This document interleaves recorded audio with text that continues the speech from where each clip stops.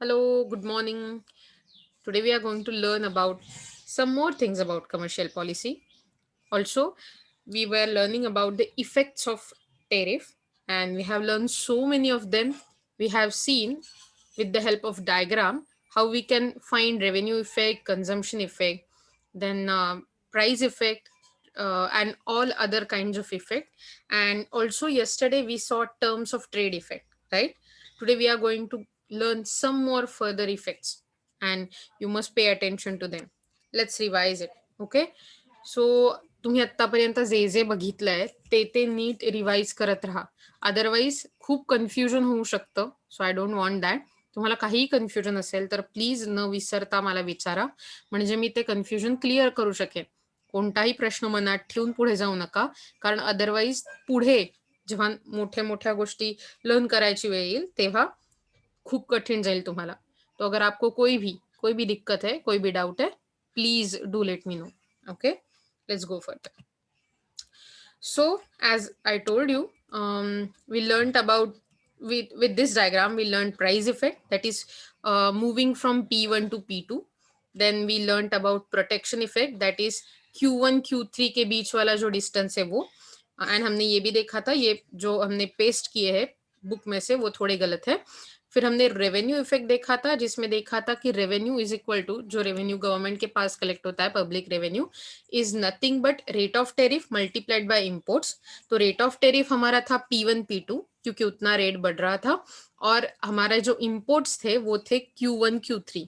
तो हमने क्या किया, सीधा multiply P1 P2 Q1 Q3, और हमें ये R वाला शेडेड रीजन मिला था, right. So that was all public revenue. फिर हमने कंजम्पशन इफेक्ट कल देखा था, जिसमें हमने देखा था कंजम्पशन मतलब जो कंज्यूमर है उसको दो टाइप के लॉस होते हैं. पहले तो कंज्यूमर का प्राइस बढ़ता है कंज्यूमर के लिए, और दूसरा उसका कंजम्पशन कम हो जाता है. सो हे जे दोन इफेक्ट होते ते अकोमोडेट करण्यासाठी त्याला ग्रॉस कंझम्पशन इफेक्ट असं म्हणतात. बरोबर आहे की नाही. आणि ग्रॉस कंझम्पशन इफेक्ट बघण्यासाठी आपण बघितलं होतं की पहिल्यांदा जेव्हा कंझ्युमर सरप्लस आपण हे बघितलं होतं, मी तुम्हाला एक छोटासा त्याची झलक म्हणूया आपण, ती देते. हा आपला डिमांड कर्व आहे, राईट, जो रेड ह्याच्यात मी आता दाखवते. आणि आपली पहिली प्राइस होती P1, राईट. म्हणून त्या प्राइसच्या वरचा आणि डिमांड कर्वच्या खालचा एरिया जो आहे हा ट्रायंगलचा P1 DE1 हा एरिया असणार होता कंझ्युमर सरप्लस, बरोबर. आणि त्याच्यानंतर आपल्याला जेव्हा कळलं की टेरिफ इम्पोज केले गेले, तेव्हा आपल्याला हे लक्षात आलं की आपली प्राइस वाढलीये, याचा अर्थ आपला ट्रायंगल छोटा होणार आहे. सो आता तो ट्रायंगल होणार आहे P2DE2, कारण आपली प्राइस P2E2 अशा लेवलवरती आहे, बरोबर. म्हणजे आता कंझ्युमरचा लॉस कोणता आहे, तर ही जी गॅप आहे दोन ट्रायंगल मधली, ग्रीन आणि रेड ट्रायंगल मधली, ती गॅप म्हणजे P1 P2 E2 E1, तुम्ही बघू शकता ही, हा झालाय ग्रॉस कंझम्पशन इफेक्ट. ओके. सो ही जी गॅप आहे ऑरेंज कलर मध्ये आता मी तुम्हाला शेड करून दाखवते, ती ज्याच्यात दोन प्रकारच्या गोष्टी इन्व्हॉल्व असतात. एक म्हणजे गव्हर्नमेंटला मिळणारा revenue, that is public revenue, आणि दुसरी गोष्ट म्हणजे हे हा पॅच जो होता आर्च शेडेड रिजनचा, तो होता गव्हर्नमेंटला मिळणारा रेव्हेन्यू. पण त्याच्या मागे P1 P2 M2 M1 हा जो एरिया होता, तो एरिया आपल्या डोमेस्टिक प्रोड्युसर्स जे आहेत त्यांना मिळणारं टेरिफ इम्पोज केल्यामुळे त्यांना जे जास्तीचं उत्पन्न मिळतं, त्यांना जे जास्तीचं टॅक्सेशन मधनं उत्पन्न मिळतं ते होतं. सो आपण असं म्हणू शकतो की इतका लॉस होत होता. आणि म्हणून आपण काय केलं, P1 P2 E2 E1 हा जो आपला ओव्हरऑल काय म्हणू शकतो ग्रॉस कन्झम्पशन इफेक्ट होता, जो तोटा होता, त्यातून हा रिजन ज्याच्यात पब्लिक रेव्हेन्यू आणि ऍडिशनल सेल प्रोसीड होते डोमेस्टिक प्रोड्युसरसाठी, ते लेस केले. आणि त्यामुळे आपल्याला फक्त एक ट्रायंगल उरला जो आपल्याला नेट कन्झम्पशन इफेक्ट दाखवतो, जो आता मी तुम्हाला ब्लू रिजन मध्ये शेड करून दाखवलाय. Okay. So that is CE2E1. म्हणजे आपल्याला एरिया कसा मिळाला, CE2E1. हा area consumer net consumption effect असं आपण म्हणू शकतो. ओके.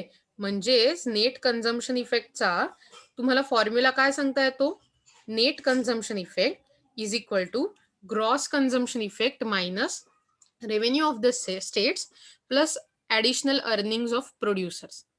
ओके. आणि अशा प्रकारे आपण कंझम्पशन इफेक्ट बघितला होता. I am just revising it for you, म्हणजे तुम्हाला काल काय झालंय ते लक्षात आलं पाहिजे.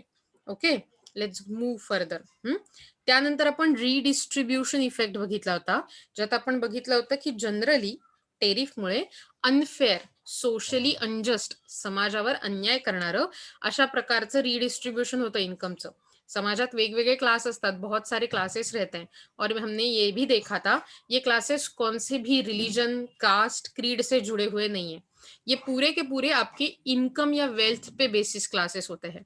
ये है रिच क्लास, रिचर क्लास, तो उसके बाद होता है lower income, higher middle income, higher income class, middle income class, lower middle income class और पुअर क्लास. ऐसे बहुत सारे क्लासेस रहते हैं. तो जनरली क्या होता है, कैपिटलिस्ट लोग, मतलब जो प्रोड्यूसर्स रहते हैं, जिनका हमने देखा एडिशनल फायदा होता है राइट इंपोज करने से टेरिफ, तो इनको क्या होता है, ये जनरली रिच क्लास में आते हैं, और पुअर क्लास में से लोग कंज्यूमर्स रहते हैं. तो कंज्यूमर्स का तो हमने देखा बहुत ही लॉस हो रहा है. तो जैसे कि ये टेरिफ इंपोज किए जाते हैं, पुअर से या फिर पुअर क्लास से इनकम रिच क्लास तक पहुंचता है due to additional imposition of tariff, और उसकी वजह से rich become richer and poor become poorer. मतलब जो श्रीमंत लोग है, जे श्रीमंत आहेत ते जास्त श्रीमंत होतात, आणि जे गरीब लोग आहेत, जो गरीब है वो ज्यादा गरीब होने लगते हैं. सो that is unfair redistribution of the wealth and पैसे. ओके, सो ये हमने देखा था, और हमने ये भी लास्ट वाला देखा था, टर्म्स ऑफ ट्रेड इफेक्ट. मतलब जब अगर आपका सप्लाई इनइलास्टिक है लेकिन एक्सपोर्ट की डिमांड इलास्टिक है, तो इंपोर्टिंग कंट्रीज के लिए ये टेरिफ वाला जो इम्पैक्ट है, इफेक्ट है, वो टर्म्स ऑफ ट्रेड पे बहुत ही फेवरेबल बन जाता है. लेकिन इससे अगर वाइस वर्सा हो, मतलब एकदम से अपोजिट हो, तो क्या हो जाता है, तो कंट्रीज के टर्म्स ऑफ ट्रेड को अनफेवरेबल हो जाता है. ओके, तो आज हम कॉम्पिटिटिव इफेक्ट देखने वाला है. Tariff as a protective device might stop all competition with foreign goods. In the absence of competition, the domestic producers would become complacent and will not take any serious steps to improve the productive efficiency of their units. तो क्या होता है, जैसे कि foreign goods पे हमने tariff डाला protective major करके, मतलब हमारे डोमेस्टिक प्रोड्यूसर्स को प्रोटेक्ट करने के लिए.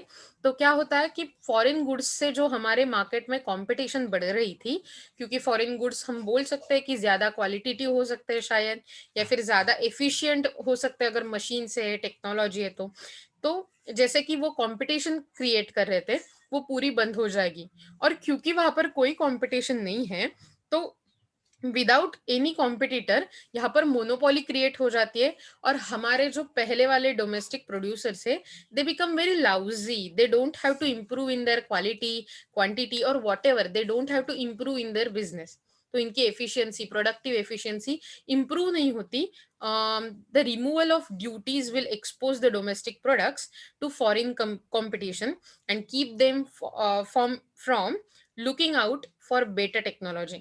सो जर समजा आपण हे जे टेरिफ्स आहेत, ते टेरिफ रिमूव केले, अगर हमने ये जो टेरिफ जैसे टैक्सेस इम्पोज किए वो रिमूव कर दिए, तो क्या हो जाएगा, ये जो डोमेस्टिक प्रोड्यूसर्स है उनको बाहर झांक कर देखना पड़ेगा, उनको बाहर जाना पड़ेगा, और क्या बाहर के वर्ल्ड में चल रहा है उसके हिसाब से अपना टेक्नोलॉजी सुधारना पड़ेगा.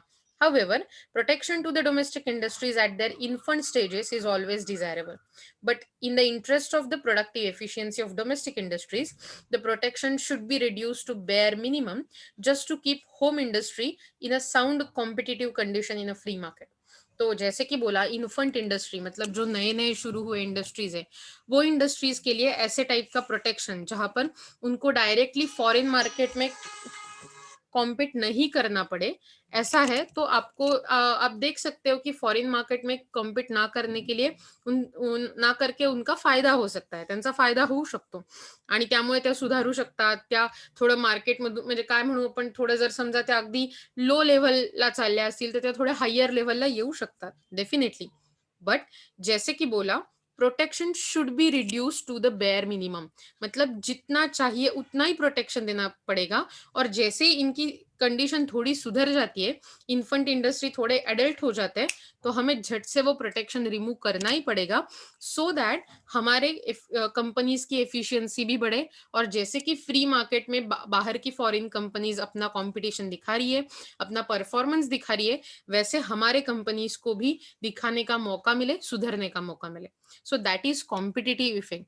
It has no mathematics related to it right now, but just information around it. Okay, so hopefully आपको ये कॉम्पिटिटिव इफेक्ट समझ में आया होगा. Okay, now we are moving towards income and employment effects. Again बहुत ही थियोरेटिकल फ्रेमवर्क भी है, लेकिन फिर भी ये जो इफेक्ट्स है, जो अभी के लिए हम डायग्राम से नहीं देख रहे, वो इफेक्ट्स बहुत ही इंपॉर्टेंट है. तो जैसे पहले बोला था, वो वाला competitive effect, terms of trade वाला इफेक्ट, और रीडिस्ट्रीब्यूशन इफेक्ट, और अब देख रहे हैं वो income and employment effect. Okay, tariff imposition will stop the entry of foreign goods in the domestic market, and thus the money that used to be spent on foreign goods will now be saved to be spent and invested to be spent and invested for the production and consumption of domestic goods. सो असं assume केलं जातं की जेव्हा tariff impose केला जातो तेव्हा foreign मधून येणारी गुड्स डोमेस्टिक मार्केटमध्ये बंद होतील. सो आता आपण जे इम्पोर्ट करण्यात पैसे वाया घालवले असते किंवा जे पैसे खर्च केले असते, ते पैसे आता आपण फॉरेन गुड्सवर न घेता ते सेव्ह करू. आणि त्या सेव्ह केलेले पैसे ते आपण आयदर वे स्पेंड केले तरी इन्व्हेस्ट करू नव्या प्रकारच्या प्रोडक्शन मध्ये, किंवा कंजम्पशन जरी करायचं असेल तरी डोमेस्टिक गुड्सचं करू. इन अ सिंपलर वे, जो भी पैसे सेव हो रहे हैं इंपोर्ट ना करने के लिए, क्योंकि अभी तो प्रोडक्ट आ ही नहीं रहे, क्योंकि हमने टेरिफ डाल दिया है, तो टेरिफ डालने से हमारे जो इंपोर्टेड गुड्स है वो सब महंगे हो गए. तो लोग क्या करेंगे, उन पर खर्चा नहीं करेंगे, और जो भी होगा वो आइदर सेव करेंगे, इन्वेस्ट करेंगे, या फिर डोमेस्टिक गुड्स खरीदने के लिए कंज्यूम करेंगे. कंजम्पशन करने के लिए मतलब उसका पैसा जाएगा उनका. Okay, this leads to rising prices and increased employment and remuneration to the domestic factors of production.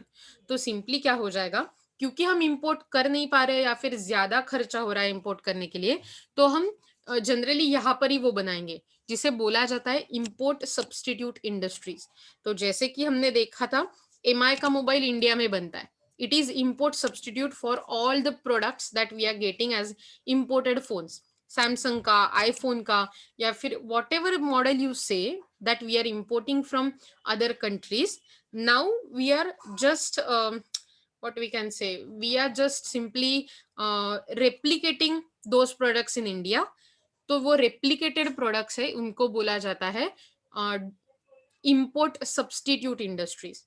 Okay, तो import substitute industries ये जो है वो जनरली क्या हो जाता है, उनका प्रोडक्शन बढ़ता है. तो उनका अगर प्रोडक्शन बढ़ाना होगा तो ऑब्वियसली हमें यहाँ पर अवेलेबली फैक्टर्स ऑफ प्रोडक्शन यूज करने पड़ेंगे. उसके साथ साथ हमें ये भी देखना पड़ेगा कि ये प्रोडक्शन जो बढ़ना चाहिए वो बढ़ाने के लिए हमें एम्प्लॉयमेंट भी बढ़ाना होगा. मतलब ज्यादा जॉब्स मिलेंगे, तो सिंपली ये फायदेमंद होगा हमारे लिए. Rising prices give a boost to investment in both the consumer and capital goods industry. और इसकी वजह से दोनों इंडस्ट्रीज, जो कैपिटल गुड्स प्रोवाइड करती है और वो जो कंज्यूमर गुड्स प्रोवाइड करती है, ये दोनों इंडस्ट्रीज को फायदा हो जाएगा. The force of multiplier and acceleration keep the boom condition to the rise, but this welcome effect will be seen only if the tariff imposing nation is having condition of underemployment. Okay, okay, so that means ये जो internal economies में से, मतलब हम बोल सकते हैं कि हमारा मल्टीप्लायर इफेक्ट जो हमने देखा था, अगर आपको याद है इन्वेस्टमेंट जब टॉपिक हम पढ़ रहे तो, कि मल्टीप्लायर से जैसे इन्वेस्टमेंट बढ़ेगा, इनकम बढ़ेगा, इनकम बढ़ेगा तो कंजम्पशन बढ़ेगा और इकोनॉमी प्रॉस्पेरिटी की ओर जाने लगेगी. And it would be very या जैसे कि बोला है बूम कंडीशन, मतलब प्रॉस्पेरिटी के कंडीशन तक हम राइज हो सकते हैं. And that's why this is the welcome effect, and it's only seen if the tariff imposing nation is having condition of underemployment. Yeah, तो इतनी कंडीशन है कि अगर फुल एम्प्लॉयमेंट मतलब हम पहले से ही कैपेसिटी तक पहुंच गए तो इसका कोई इम्पैक्ट नहीं दिखेगा। लेकिन टेरिफ इम्पोज करने से पहले अगर हम अंडर एम्प्लॉयड कंडीशन में है तो इसका इफेक्ट डेफिनेटली दिखाई देगा और ये पॉजिटिव इम्पैक्ट होगा। Okay, with full employment the rising prices will lead only to monetary inflation with the deteriorating level of real income। तो जैसे कि अगर हमारे पास फुल एम्प्लॉयमेंट है मतलब सभी के सभी फैक्टर्स ऑफ प्रोडक्शन हम पूरे कैपेसिटी में यूज कर रहे हैं, तो इससे क्या होगा, सिर्फ हमारा इन्फ्लेशन बढ़ेगा, मॉनिटरी इन्फ्लेशन बढ़ेगा और इसके साथ साथ रियल इनकम की लेवल घटती जाएगी, कम होती जाएगी। ओके, तो ऐसे टाइप का इनकम और एम्प्लॉयमेंट इफेक्ट जो वेलकम है, तो वो इफेक्ट हमें तभी देखने को मिलेगा जब हमारा जो कंप्लीट स्ट्रक्चर है वो अंडर एम्प्लॉयड में होगा, हमारी इकोनॉमी अंडर एम्प्लॉयमेंट में चल रही होगी। तो with the full employment, the rising prices will lead only to monetary inflation with the deteriorating level of real income. Okay. Moreover, such prosperity in the tariff imposing countries will be encouraged only by finding the exporting country in a precarious condition।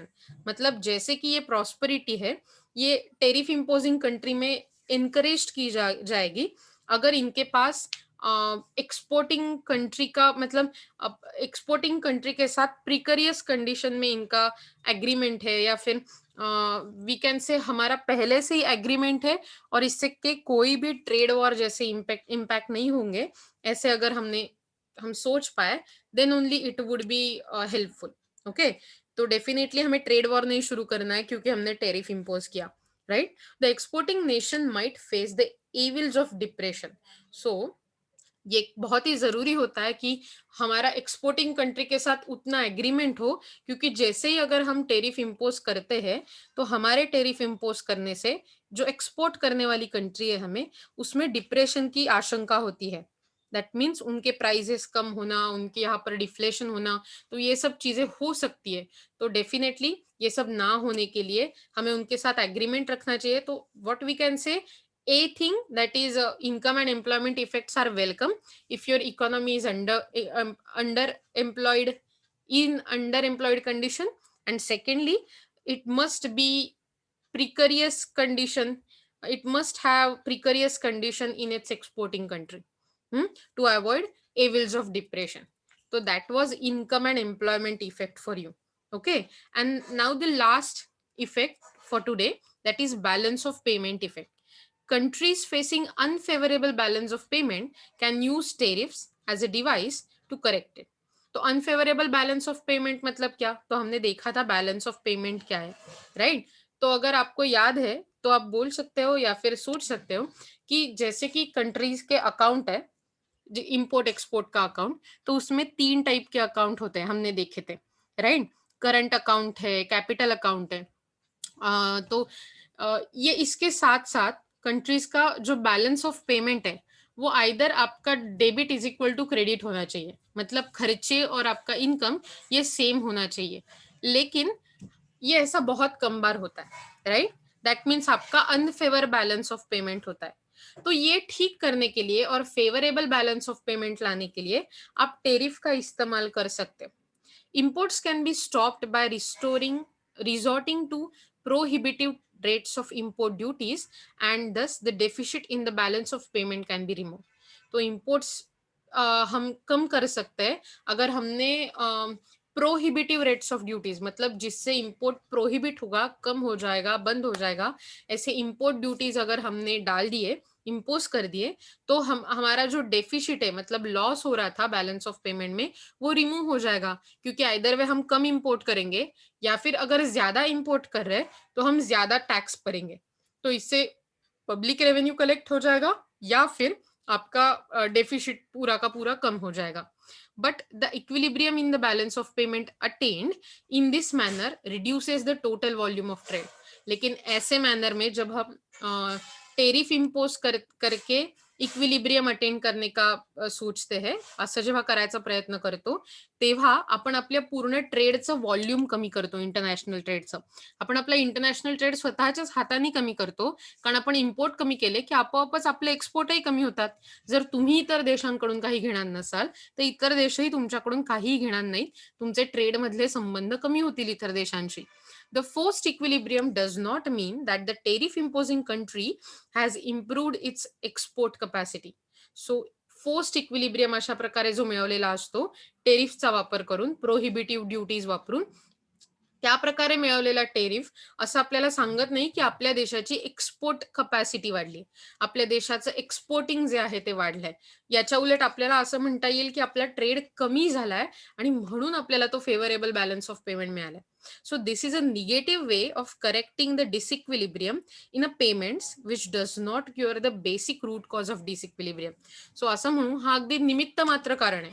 In the sense ये जो disequilibrium correct करने का हमें मौका मिलता है वो negative है, क्योंकि इससे एक्चुअली आप कुछ क्योर नहीं कर रहे, आप सिर्फ दिखा रहे हो क्योंकि हमने ज्यादा पैसे डाल दिए तो हमने खर्चा ही कम कर दिया।